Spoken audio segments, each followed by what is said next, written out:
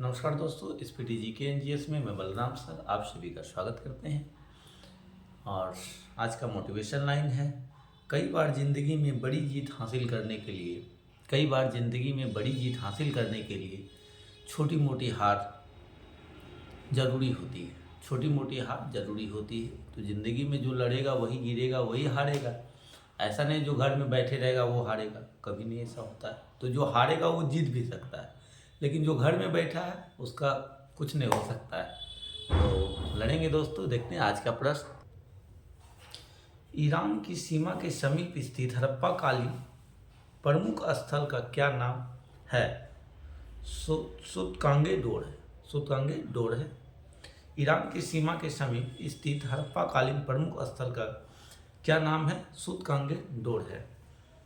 नवीनतम हड़प्पा कालीन स्थल धोलावीरा किस राज्य में खोजा गया है? धोलावीरा गुजरात राज्य में खोजा गया है। किस जैन तीर्थकर को भगवान कृष्ण का निकट संबंधी माना गया? तो नेमिनाथ अरिष्ट नेमी को, जिसका नाम था नेमिनाथ भी था, उसको भगवान कृष्ण का निकट संबंधी माना गया। मौर्य साम्राज्य में सीताध्यक्ष किस विभाग का अध्यक्ष होता था? एक कृषि विभाग का अध्यक्ष होता है।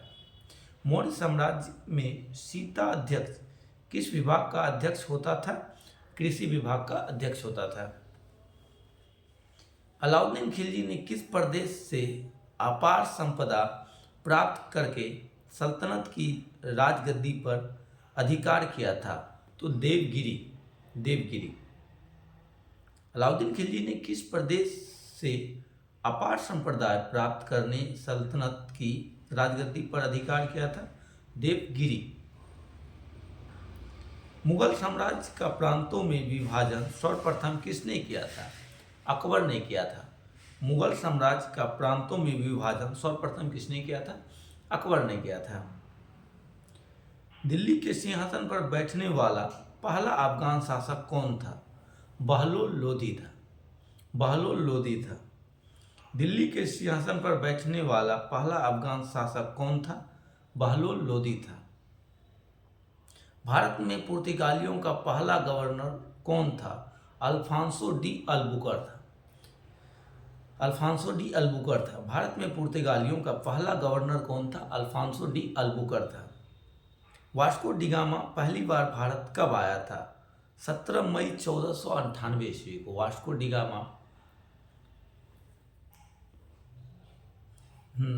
गामा पहली बार भारत कब आया था? 17 मई 1498 को। और ये कालीकट आए थे। भगवान बुद्ध को निर्माण कहाँ प्राप्त हुआ था?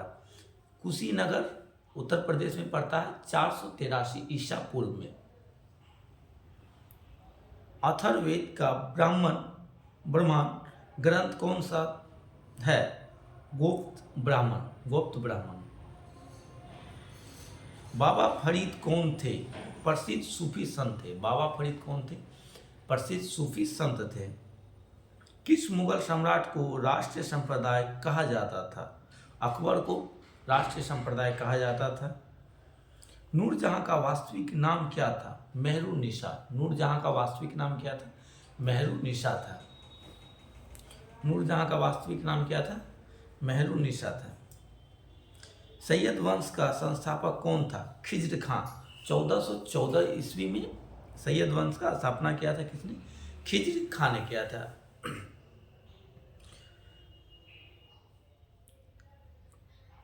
किस सूफी संत ने कहा था दिल्ली अभी दूर है?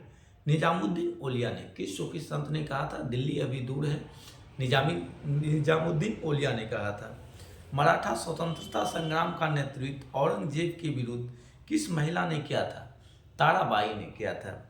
मराठा स्वतंत्रता संग्राम का नेतृत्व औरंगजेब के विरुद्ध किस महिला ने किया था? ताराबाई ने किया था।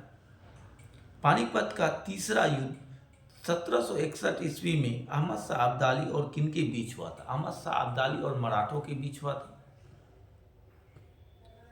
प्रथम जैन सभा किस शासक के काल में हुई? चंद्रगुप्त मौर्य के शासनकाल में। प्रथम जैन सभा किस शासक के काल में हुई? चंद्रगुप्त मौर्य के शासनकाल में हुई। वैदिक युग में राज व्यवस्था का स्वरूप कैसा था? राजतंत्रात्मक था। राजतंत्रात्मक था। ऋग्वेद में सबसे अधिक मंत्र किस देवता की स्तुति में लिखे गए हैं? इंद्र के लिए। श्लोक 250 में लिखे गए हैं। ऋग्वेद में सबसे अधिक मंत्र किस देवता की स्तुति में लिखे गए हैं?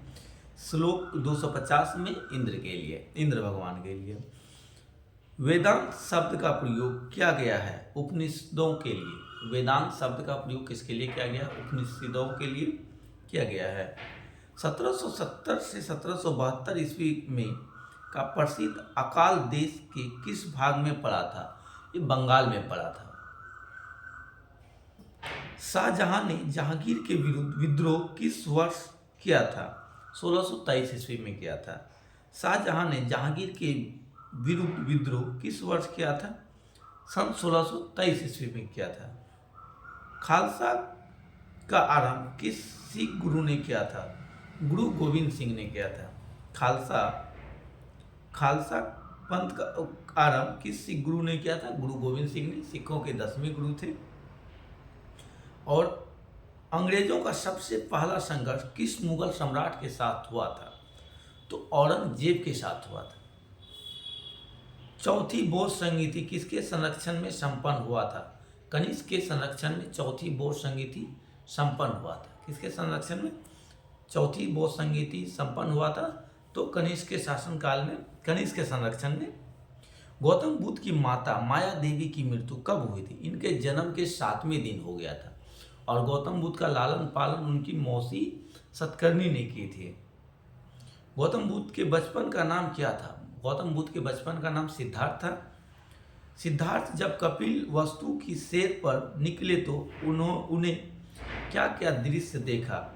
बूढ़ा व्यक्ति, बीमार व्यक्ति, शव एवं सन्यासी। कुल 4 चीज देखे थे। सिद्धार्थ जब कपिल वस्तु की सैर पर निकले तो उन्होंने क्या क्या दृश्य देखा? 4 दृश्य देखा। बूढ़ा व्यक्ति, बीमार व्यक्ति, शव एवं सन्यासी। एक बुजुर्ग व्यक्ति देखे, एक बीमार व्यक्ति देखे, और एक लाश देखे जिनका मृत्यु हो जाता है, डेड बॉडी, और एक सन्यासी देखे जो अपना गृह त्याग देते हैं, सन्यासी जीवन ये कर लेते हैं। सिद्धार्थ के प्रथम गुरु कौन हुए? अलार कलाम। सिद्धार्थ के प्रथम गुरु कौन हुए? अलार कलाम हुए। अलार कलाम के बाद सिद्धार्थ ने किससे शिक्षा ग्रहण की? राजगीर के रुद्रक रामपुत्र से। अलार कलाम के बाद सिद्धार्थ ने किससे शिक्षा ग्रहण की? राजगीर के रुद्रक रामपुत्र से। सिद्धार्थ को किस नदी के किनारे ज्ञान की प्राप्ति हुई? फल्गु नदी, इनका ही नाम है। निरंजना नदी के किनारे ज्ञान की प्राप्ति हुआ। बुद्ध का अंतोष्ठि संस्कार अत्यंत संपूर्ण किसने किया? मल्लों ने किया। मल्लों ने किया।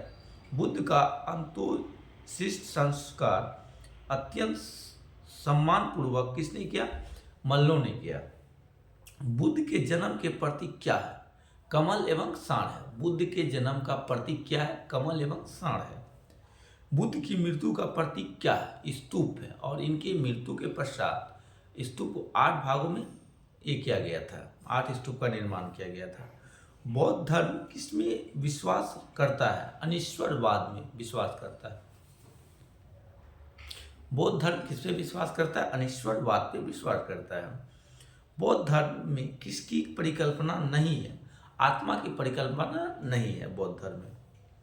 सांची किसके लिए विख्यात है? सबसे बड़े बौद्ध स्तूप के लिए। सांची किसके लिए विख्यात है? सबसे बड़े बौद्ध स्तूप के लिए विख्यात है। बुद्ध के गिरि त्याग का प्रतीक क्या है? अश्व। बुद्ध के गिरि त्याग का प्रतीक क्या है? अश्व है। हेलियोडोरस का विषनगर अभिलेख किसमें संदर्भित है? सकर्षण तथा वासुदेव। सकर्षण तथा वासुदेव में। महाविभाषा शास्त्र के रचयिता कौन है? वसुमित्र है। महाविभाषा शास्त्र के रचयिता कौन है? वसुमित्र है। योगाचार या विज्ञानवाद के प्रवक्ता कौन है? मैत्रेय नाथ है। योगाचार या विज्ञानवाद के प्रतिपादक कौन थे? तो मैत्रेय नाथ थे। गौतम बुद्ध द्वारा भिक्षुणी संघ की स्थापना कहाँ की गई थी? कपिलवस्तु में की गई थी। गौतम बुद्ध द्वारा भिक्षुणी संघ की स्थापना कहाँ की गई थी? कपिलवस्तु में की गई थी। सर्वप्रथम शून्यवाद का सिद्धांत का प्रतिपादन करने वाले बौद्ध दार्शनिक कौन थे? नागार्जुन थे। सर्वप्रथम शून्यता का सिद्धांत का प्रतिपादन करने वाले बौद्ध दार्शनिक कौन थे? तो नागार्जुन थे। वासुदेव कृष्ण की पूजा सर्वप्रथम किसने प्रारंभ की? सावंतों ने। वासुदेव कृष्ण की पूजा सर्वप्रथम किसने प्रारंभ की? वह संतों ने किया।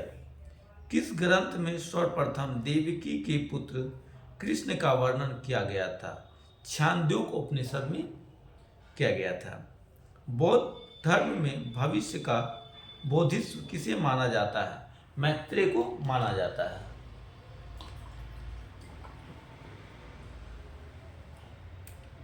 बौद्ध धर्म में भविष्य का बोधिसत्व किसे माना गया है? मैत्रेय। बौद्ध धर्म को भारत में अंतिम राज्य के संरक्षण किस वंश के शासकों ने दिया? तो बंगाल के शासक पाल ने, गोपाल। महाधार्मिक घटना महामस्तकाभिषेक किससे संबंधित है? बाहुबली से संबंधित है। किससे संबंधित है? बाहुबली से। तृतीय बोर्ड समिति की अध्यक्षता किसके द्वारा की गई थी? मोंगलीपुतिस के द्वारा किया गया था। ऋग्वेद में शिव के लिए किसका उल्लेख है? रुद्रक नामक देवता का। ऋग्वेद में शिव के लिए किसका उल्लेख है? रुद्र नामक देवता का। लिंग पूजा का पहला स्पष्ट वर्णन कहाँ से मिलता है? मत्स्य पुराण से मिलता है।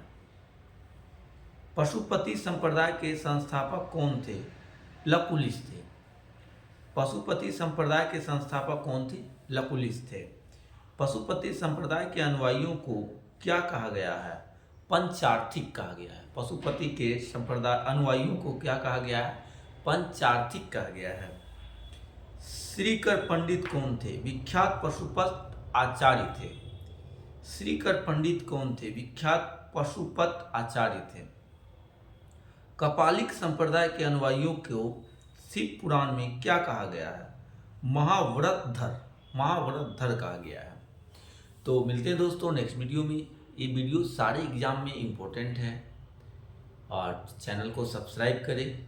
वीडियो अच्छा लगे तो करें और कंटिन्यू वीडियो पाने के लिए बेल आइकन को प्रेस करें और लाइक करें, कमेंट करें, सब्सक्राइब करें। धन्यवाद। मिलते हैं नेक्स्ट वीडियो में।